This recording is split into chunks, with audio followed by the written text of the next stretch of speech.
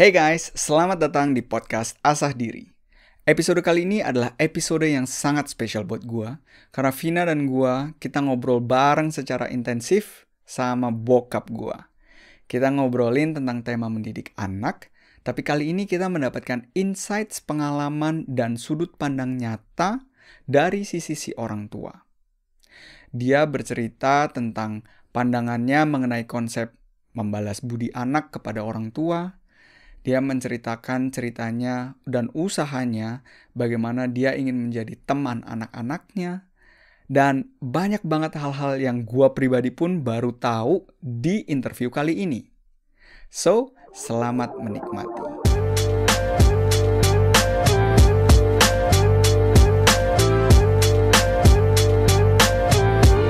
Loh, Pap. Halo. Yes, akhirnya kita bisa ngobrol-ngobrol di sini nih, Pap ya. Iya. Iya. Ini untuk ini nih Pap nih, untuk memberikan konteks sedikit ya. Kenapa aku sama Vina kita pengen banget ngobrol sama Papi. Jadi kita berdua itu tuh udah sering Pap ngebahas tentang tema orang tua dan anak gitu ya. Terus kita juga ngebahas tentang peran didikan dari orang tua kita ke diri kita, terus apa itu efeknya di mata kita, dan kita juga udah kayak sempat ngomongin kalau kedepannya kita pengen mendidik anak tuh gimana gitu ya. Tapi semua itu berdasarkan dari sudut pandang seorang anak gitu kan, karena ya karena kita ya memang kita berdua juga belum berkeluarga, dan kalau kita ngobrol sama teman-teman yang udah berkeluarga pun ya mereka masih orang tua muda lah gitu. Nah di sini kita pengen ngobrol nih sama Papi untuk sebenarnya kurang lebihnya dengan tema yang sama gitu ya, tapi untuk mendapatkan insight atau masukan atau pendapat atau pikiran emang udah dari orang tua yang juga sudah berpengalaman gitu, yang anaknya udah gede-gede semua gitu. Duh, Pap. Ya. Yes, jadi kita langsung ini Pap ya, kita terjun ke pertanyaan pertama nih Pap ya. Pertanyaan pertama. Okay. Pertanyaan pertamanya adalah pada saat gitu ya dulu Papi Mami punya anak gitu ya, tentang tema mendidik Pap, apakah waktu itu ada kayak satu sistem didikan yang udah dijanjikan gitu ya, oh iya nih kita ngedidik anak kita kayak gini gitu, atau lebih go with the flow? Kalau gitu gimana Pap? Maksudnya perjanjian antara Mami dan Papi gitu? Dijanjikan seperti apa gitu ya? Oh, kalau dulu sih nggak ada formal jalan yang harus ditempuh sama kita berdua tuh nggak ada. Jadi kita punya reference masing-masing adalah reference dari pengalaman kami masing-masing, pengalaman Papi, pengalaman Om ya, pengalaman Tante, itu di-combine. Terus dari situ mana yang bagus, mana yang kita pandang bagus, mana yang kita pandang oh ini kurang bagus, ini kurang luas, ini terlalu kaku dan sebagainya itu kita terapkan di anak-anak gitu deh. Jadi lebih fleksibel ya Om, berarti kan? Berarti lihat terjun langsung ke lapangan terus kayak di-adjust, oh ini kayaknya nggak pas nih, habis itu diganti atau lebih diperbaiki. Saling koreksi. Jadi kalau Om laki-laki biasanya arahnya ke strict disiplin gitu. Dalam hal ini ya Om sama Tante gitu, Om disiplin dan strict, tapi Tante mungkin lebih luas disiplin dan strict tapi dengan cara atau metode yang lain yang bisa lebih fit ke anak-anak. Nah di situ diterjemahin sama Tante, terjemahin dalam bentuk perilaku dan ajakan gitu. Nah dari situ supaya kita kan intinya nomor satu, apa yang kita inginkan atau apa yang kita anggap bagus itu sebisanya bisa dipakai oleh anak-anak. Jadi apapun caranya itu nomor 2. Nomor 1 adalah itu supaya bisa dipakai gimana caranya. Kadang-kadang caranya Om nggak gitu fit, pakai caranya tante gitu. Jadi kita mau mana aja yang lebih fit, case by case gitu. Saling melengkapi lah. Lah. Kalau menurut Om nih Om, sampai kapan sih orang tua itu harus mendidik anak? Apakah itu pekerjaan seumur hidup gitu? Atau menurut Om, oh ya udah nih ntar ada batas umur tertentu, ya udah saya lepas gitu. Itu dunia ideal sekarang. Karena aku juga sering melihat dan mengalami sendiri gitu, orang tua aku pun kadang aku merasanya kayak kesannya mereka masih menganggap aku anak yang kecil gitu, jadi kayak masih dikasih masukan-masukan gitu, even aku nggak minta gitu. Ya walaupun which is menurut aku itu juga bukan hal yang buruk ya, pasti kan mereka juga ingin kasih input yang positif gitu kan. Cuma kadang aku merasa, oh ini kayaknya mestinya aku udah bisa mandiri nih, jangan dikasih input lagi gitu. Ya emang nggak ada batasan yang jelas gitu, karena semua gradually kita sedikit-sedikit lepas. Kadang-kadang kita bisa melepas dengan melihat kondisi. Kadang-kadang kita harus lepas. Seperti contohnya Bayu itu ya mau nggak mau kita harus lepas karena dia secara physically kan dari jauh kan distance-nya. Nah, dari situ kita terusin pendidikan itu dengan lewat jarak jauh, lewat bicara-bicara, ngobrol. Idenya adalah kita ini nganggep anak-anak itu seperti teman. Jadi apa aja yang mereka keluhkan atau cerita apa aja, senyebelin apa, kita harus terima sebagai teman.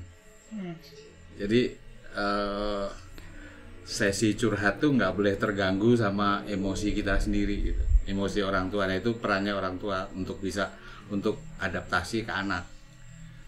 Anak nggak perlu adaptasi, kita yang adaptasi karena kita hidup duluan, kita tahu caranya adaptasi gitu. Tapi pengertian Om kayak sorry ya Bay, ini gue terlalu seru sendiri sama bokap lo jadinya. Tancap. Tapi gini Om, pengertian Om itu menurut aku jarang dimiliki orang tua gitu, karena banyak yang di mata aku orang tua itu melihat masih posisinya itu sebagai kasta gitu. Jadi mereka yang lebih mengerti hal-hal yang lebih banyak gitu, karena ya seperti yang bilang hidup lebih dulu gitu kan. Cuma tidak menerapkan si pengertian itu loh, yang kayak tadi Om bilang orang tua yang mesti mengerti bukan anak, itu menurut aku sih emas banget pengertian seperti itu Om. Karena ya itu yang aku lihat sih kebanyakan ya pokoknya kasih input aja ke anaknya, ya anaknya yang harus mengerti harus gitu. Ngerti. Itu juga Om punya guru. Gurunya adalah orang tua Om sendiri. Orang tua itu sangat strict. Jadi Om pernah punya anak yang orang tuanya strict banget. Dari situ Om berpikir, kok saya nggak bisa terima ya sampai sebesar ini ya pada waktu itu ya. Sesudah akil balik, saya berpikir, Om berpikir, kenapa kok udah seumur gini masih nggak ngerti sih maksudnya orang tua gitu. Nah setelah Om punya anak, itu nggak boleh terjadi lagi. Jadi based on pengalaman Om sendiri, bahwa dengan ada beberapa cara yang artinya kita memisahkan orang tua, memisahkan dirinya atau menganggap dirinya lebih tua dan berarti lebih tinggi, itu harus dihilangin supaya lebih dekat ke anak sebagai teman. Karena yang kita jaga dalam parenting, meskipun nggak ada teorinya ya, tapi Om itu dulu suka curhatnya sama teman. Jadi kalau mau dipercaya sama anak, berarti anak itu mau all out bicara apa saja, saya harus jadi teman dia. Seperti saya dulu curhat sama teman saya gitu lah. Nah itu aja. simple itu aja. Jadi nggak ada nggak ada kebanggaan bahwa saya orang tua harus diduluin atau gimana. Contohnya kayak makan gitu ya, kan ada tuh kan yang masih feodal gitu, orang tua harus duluan, orang tua dia punya orang tuanya nih, punya papi mami, nggak boleh dimakan anak-anak. Kalau kita nggak, kita justru di mata om dan tante itu anak kalau yang namanya maju, saya harus bisa disusul sama anak saya dalam ini apapun juga, dalam step apapun juga, dalam konteks apapun juga, dia harus lebih pintar, dia harus lebih bijak, dia harus bisa lebih menikmati hidup daripada saya gitu. Itu yang di kepala om tuh gitu. Gitu. Ya. Itu aku ngerasain banget sih, Pap. Bahwa memang di saat kita ngobrol gitu ya, ya kayak yang tadi Papi bilang itu gitu, bahwa aku jadi kayak bisa all out dan bisa ngeluarin semua unek-unek karena aku tahu di sesi di sesi bertukar pikiran itu, cerita itu ya tidak ada, aku nggak bakal dijudge gitu loh, nggak bakal di stempel ini kamu salah atau apa gitu loh. Dan itu yang bener-bener dulu aku punya rasa takut gitu ya bahwa akan digituin, tapi memberanikan diri untuk membuka itu, terus ternyata memang tidak di stempel itu, dan jadi gradually rasa takut itu hilang dan membuat sesi ngobrol tuh juga jadi lebih enak gitu loh. Jadi ya bener itu teman baik itu. Nah, yang aku lumayan ini tertarik, Pap. Kalau tadi Papi bilang yang kita juga semua setuju ya bahwa memang semua sistem didikan itu tidak ada yang baik dan tidak ada yang benar dan tidak ada yang salah, ya kan? Semua orang hanya memberikan apa yang mereka bisa dari pengalaman-pengalaman hidupnya pribadi sendiri. Dan fakta selanjutnya adalah dimana kita tahu bahwa apel itu nggak jatuh jauh dari pohonnya gitu kan. Nah, yang kayak tadi Papi bilang bahwa dulu Papi juga punya sistem didikan yang strict gitu ya, yang menyebabkan Papi juga ada satu momen di mana Papi mikir, enggak nih, ini gua nggak mau bawa untuk ke generasi selanjutnya gitu. Nah, itu kan kalau di mata aku itu bukan satu hal yang terjadi secara otomatis gitu. Jadi bukan selbstverständlich itu apa ya? Itu nggak terjadi dengan begitu aja gitu loh. Nggak semua orang milih jalan itu, karena ada juga yang aku juga sempat ngobrol sama teman-teman juga gitu ya. Ada yang justru karena kekesalannya akan orang tuanya, karena dia diberikan didikan yang seperti itu atau ada satu hal yang nggak enak gitu ya. Itu yang menyebabkan dia kayak sadar nggak sadar tuh kayak jadi 1:1 sama si orang tuanya itu sendiri ke anaknya gitu, Pak. Nah, pertanyaanku adalah pada waktu itu di Papi itu sesi refleksi diri ini gitu ya, apakah itu terjadi secara otomatis atau Papi emang kayak proaktif untuk duduk mikir gitu, wah nih apa nih ya gitu yang gua nggak mau bawa ke generasi selanjutnya, ke anak-anak gue gitu. Oh, jadi kapan itu munculnya gitu ya, Dek ya? Kapan itu munculnya atau apa dan yang men-trigger gitu? Iya. Apa yang men-trigger bahwa Papi terus kemudian berpikir seperti itu? Iya. Itu ada di falsafah Jawa itu ada yang namanya tepos liro. Tepos liro itu artinya kita lakukan sesuatu, untuk melakukan sesuatu itu kita memandang kalau kita jadi orang yang sedang kita yang jadi objek itu gitu.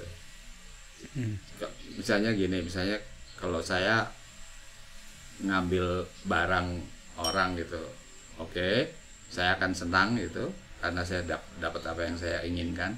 Tapi sekarang kita berpikir lagi, kalau kamu jadi orang itu gimana gitu. Nah itu loh yang seperti itu, pikiran seperti itu tuh kental di mata Papi ya, di Om ya. Jadi itu otomatis keluar ya karena itu. Kalau saya nggak mau dicubit, ya saya jangan cubit. Seperti itulah. Hal itu terus diterjemahin secara secara apa ya namanya, alami aja, secara alami. Ini kalau gini aku nggak mau, mestinya gini gitu deh. Oke. Paham. Itu berarti apa yang kita juga sebut empati ya, Vin ya. Jadi ya kita memposisikan diri empati kita di orang lain gitu ya. Kalau aku agak nyebutnya ini sih Om, kayak agak karma sih kalau aku nyebutnya. Jadi kalau misalkan aku berbuat salah ke orang lain atau berbuat hal negatif ke orang lain, ntar pasti itu juga akan datang ke aku. Jadi aku nggak mau buat hal negatif ke orang, karena itu ntar akan balik lagi ke aku gitu. Ya itu sama kayak gitu. Hukum alam seperti itu yang Om percaya ya. Dulu pernah Om kan belajar di fisika, ada seorang guru bilang, kalau kamu lempar sesuatu ke utara, someday, suatu hari kamu pasti akan melihat barang itu datang dari selatan. itu ini sih pembuktiannya gimana, ada pembuktian secara matematis ada di situ. Jadi ya itu sama lah, kita kalau kita berbuat sesuatu ya nanti kita akan mengalami hal yang seperti itu gitu. Tapi di kebalikannya gitu, untuk bayar gitu. Kayak gitu deh. Iya. Si Bayu juga sebenarnya Om, untuk interview kali ini dia sempat share ke aku juga, dia bilang ini suatu privilege banget gitu kan. Dia bersyukur banget bahwa ya Om sama Bayu bisa komunikasi secara open minded lah gitu, yang menurut aku juga jarang dimiliki oleh orang Asia terutama ya. Karena aku juga dulu kan di Austria, aku sering ngeliat ya orang tua sama anak tuh ya kayak Om bilang udah kayak temen, bisa ngobrol kayak lama banget gitu kayak sama temen. Sedangkan kalau aku lihat di Indonesia itu masih jarang terjadi, kayak punya gap yang sangat besar gitu. Iya. Tapi kalau Om boleh share, apakah Om mempunyai komunikasi yang se-open ini dengan orang tua Om dulu? Enggak. Enggak, sama sekali enggak.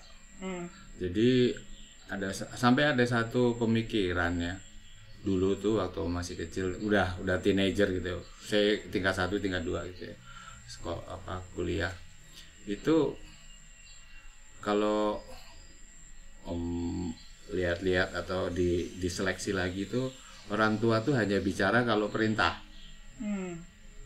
selain itu nggak ada bicaranya. Nggak ada komunikasi. Jadi kalau dilihat dari ilmu komunikasi, jelek banget deh itu komunikasinya gitu. Tapi dari yang buruk itu bisa dapat yang bagus. Jadi orang yang dulu ibarat kata membuat hati kesal gitu, itu kita balik jadi guru kita lah gitu. Iya. Nah, kita kan sekarang kan zaman itu terus berubah ya Pap ya. Sama yang kayak tadi Papi juga share, ya dulu itu mungkin dari segi komunikasi tidak sebaik sekarang. Dan sebelumnya apa yang Vina bilang itu emang bener Pap. Aku bener-bener berterima kasih banget akan kesempatan untuk bisa ngobrol ini, dan semua sistem yang Papi Mami udah bangun yang membuat aku juga bisa ngobrol secara luas itu. Thank you banget. Yes, lanjut intermezzo. Gue takut menitikan air mata nih, Vin. Udah ya Pak di belakang layar.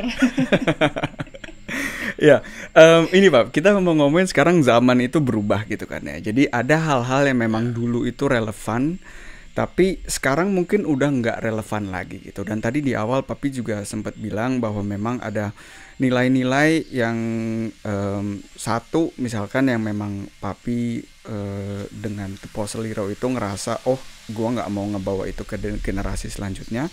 Tapi tentunya ada banyak juga nilai-nilai positif gitu ya, yang sifatnya itu timeless, yang sifatnya itu nggak ada waktu gitu. Jadi mau zaman berubah pun hal-hal tersebut tetap harus dijunjung tinggi gitu.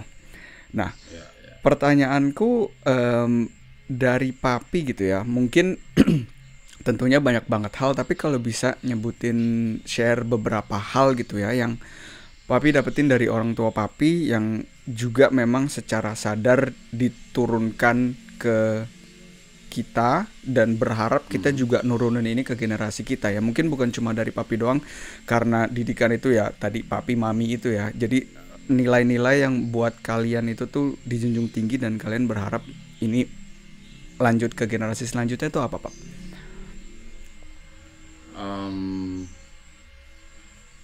Dimanapun juga kalian berada, itu respect pada senioritas itu nomor satu. Seniority di dalam berteman, dalam bergaul itu seniority, karena itu akan membawa dirimu akan dihargai oleh komunitas gitu. Dari situ nilaimu tuh dibawa oleh perlakuanmu sendiri, itu nomor satu. Terus nomor dua, waktu. Hal yang nggak bisa dibeli adalah waktu, hal yang nggak bisa diganti adalah waktu. Jadi waktu itu harus digunakan dengan sebaik-baiknya. Udah, dua itu aja.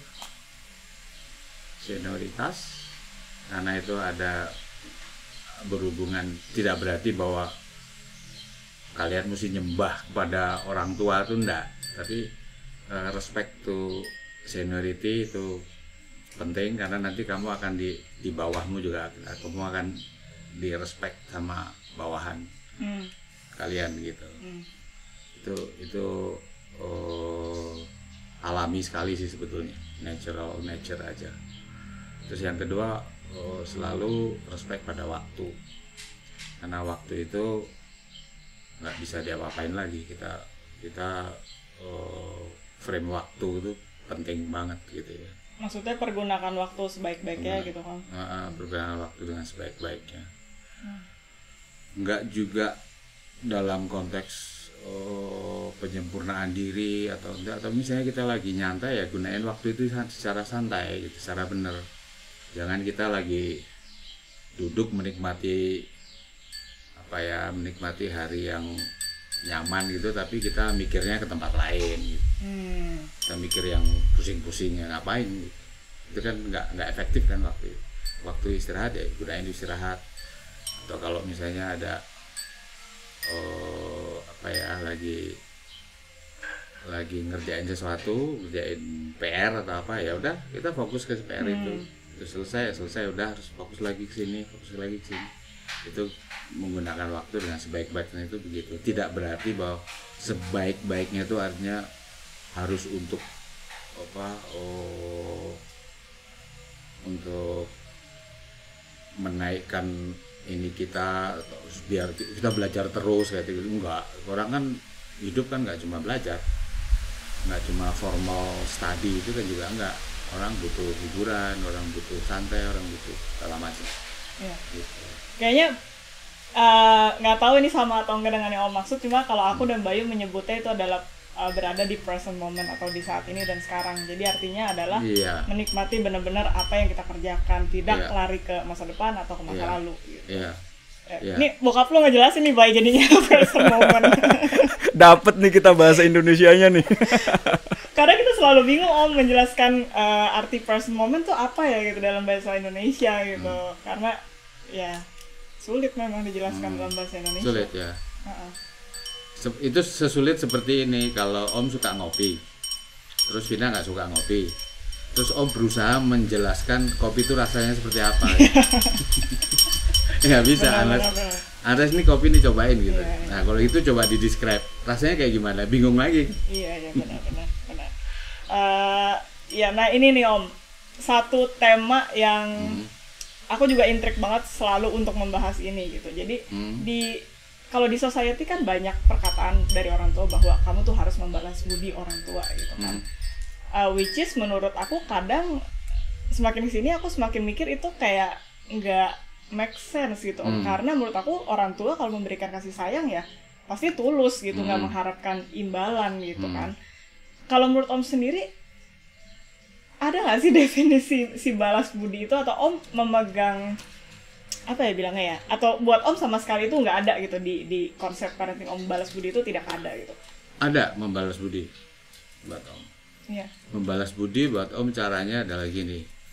Kalau kamu pandang bahwa sesuatu yang Om berikan pada anak itu bagus, tolong balas budi perbuatan ini, balaslah budi ini ke anakmu berikutnya.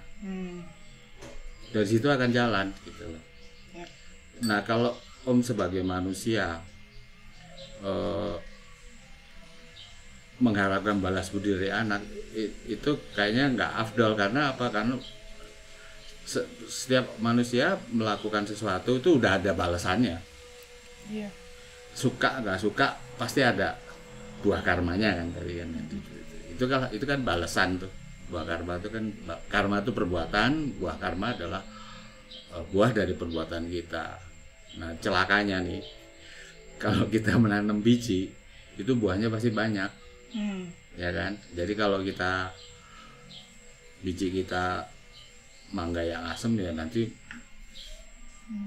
buahnya jadi banyak banget mangga asam gitu. Jadi sebaiknya kita nanam mangga yang manis, yang bagus, kita pupuk dengan kemanisan atau kebaikan sehingga menghasilkan mangga yang manis buat kalian nanti hidup.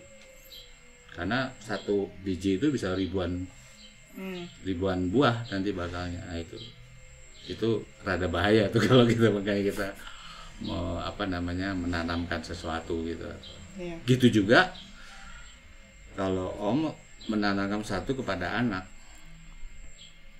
nanti Om akan sesuatu yang nggak bagus ya Om akan mendapatkan balas budi yang nggak sendiri. Itu udah urusan pribadi gitu. Kayaknya mungkin karena di Asia, nggak tahu sih, mungkin di Indonesia gitu ya, balas budinya itu seolah-olah diartikan cuma sempit gitu Om, artinya seolah-olah cuma kayak materi gitu, balas budi lagi ke orang tua dengan materi, atau kamu harus kuliah ini kuliah itu gitu, harus nurutin mami papi gitu. Itu bentuk balas budi kamu yang kayak gitu loh. Menurut aku agak melimitasi si anak itu jadinya. Iya itu agak sulit ya, karena itu doktrin seperti itu tuh banyak di Asia, karena kita ini kan masih banyak feodalnya kan.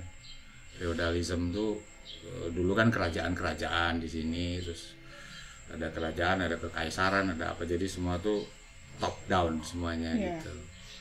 Nah itu yang harusnya di beberapa poin-poin itu penting banget.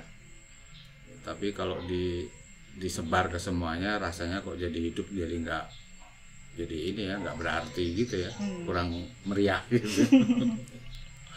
Sini tembok dikasih rambu sih. Iya. Hidup tuh ada rambunya, tapi kalau kebanyakan rambu jadi kita mungkin nggak ngelihat rambu lagi, bosan ngelihat rambu. Mungkin anak-anak akan begitu, akan ini begini, ini nggak boleh, ini nggak boleh. Akhirnya dia coba ditabrak gimana sih reaksinya gitu. Nah itu yang bahaya kan gitu. Lebih baik kita seperlunya aja kita. Dari situ kita harus bukan investigate, kita harus day to day kita harus mengenal anak kita. Harus mengenal Bayu tuh. Bayu itu seperti apa gitu. Jadi seperti apa Bayu? Jangan dijawab. Nah ya. Nah, itu kita diskusikan sama ibunya. Kan biasanya kan kalau ibu kan lebih kenal dalam arti yang dalam ya. Lebih kenal, bisa mengerti, oh anak ini perlakuannya begini, anak yang ini perlakuannya harus begini, istilah idenya tuh urat geliknya di sini gitu. Urat geliknya di sini. Nah itu emaknya tuh yang tahu. Gitu. Lu mam. Ya, wow. Speechless jadinya. Ini Bapak. Oke, kita ada satu pertanyaan ya. Ini pertanyaan dari aku pribadi juga ya. Karena dulu aku sempat punya asumsi sendiri gitu ya tentang pertanyaan ini. Jadi dulu aku nggak sempet nanyain ini ke mami papi, berasumsi, yang malah jadinya ya itu kan bukan fakta ya, cuma asumsi doang gitu kan ya. Pertanyaannya itu gampang, Pap. Harapan Papi sebagai orang tua gitu ya, untuk anaknya itu tuh apa sih, Pap, sebenarnya, Pap? Aku mau kasih konteks sedikit, asumsi yang dulu aku buat ya, Pap ya, untuk supaya Papi juga ngerti pertanyaannya datang dari mana. Jadi dulu itu karena aku juga karena aku kayaknya aku juga terlalu excited untuk kuliah di luar, terus semuanya baru gitu kan. Jadi seakan-akan tidak ada aku tuh nggak sempet buat take time buat ngelihat ke diri aku sendiri. Lu tuh maunya apa sih gitu loh. Itu tuh aku nggak sempet itu gitu. Jadi harapan yang aku asumsikan, harapan dari kalian itu tuh ya semuanya itu tuh yang berbentuk dalam prestasi atau dalam apalah itu gitu loh. Nah, sampai at one point enggak nih, gue nggak mau berasumsi ini lagi karena aku udah cukup beriring dengan jalannya waktu, udah sering banget ngerasain yang namanya kalau berasumsi sesuatu tentang apapun itu gitu ya, dan asumsinya itu negatif dan hidup ini terasa berat. Terus at one point ketemu faktanya, dan faktanya ternyata sama sekali tidak ada urusan dengan asumsi yang aku buat. Jadi kan kayak goblok sendiri gitu. Tau gitu ngapain gue berat-berat punya asumsi ini gitu kan. Nah, kalau dari Papi itu sebenarnya harapan Papi itu apa, Pap? Harapan Papi Mami? Ya, harapan Papi Mami untuk anak-anaknya. Untuk anak-anaknya become the best you are. Apapun juga terbaik buatmu gitu. Yang terbaik itu apa? Nah, yang tahu apa yang terbaik buat kalian tuh ya kalian sendiri. Jadi mau jadi judulnya apa, cuman ingat satu, bahwa proses tuh butuh waktu dan waktu itu limited. Nah, jadi jadilah yang terbaik. Jadi apa yang kamu suka ya jalanin, as long as itu bagus buat dirimu dan tidak merusak dirimu di masa depan. Tahu rusak atau enggaknya ya karena Papi bukan lebih tahu, lebih pintar, tapi Papi hidup duluan. Itu tadi ada yang menarik, tapi aku jadi mikir sih, Om, proses butuh waktu tapi waktu limited. Jadi kita harus apa? Maksudnya gimana ya? Jadinya harus memaksimalkannya itu gimana, Om? Kalau dari pandangan Om? Berarti kan kita tidak bisa, istilahnya jadi gimana ya? Kalau kita mau mencoba banyak hal itu kan semuanya perlu proses, butuh waktu. Tapi waktu itu juga limited seperti yang Om bilang. Jadi apakah kita mesti kayak pintar-pintar mengenal diri kita sendiri dulu sehingga kita bisa memilah-milah di antara sebanyak hal itu?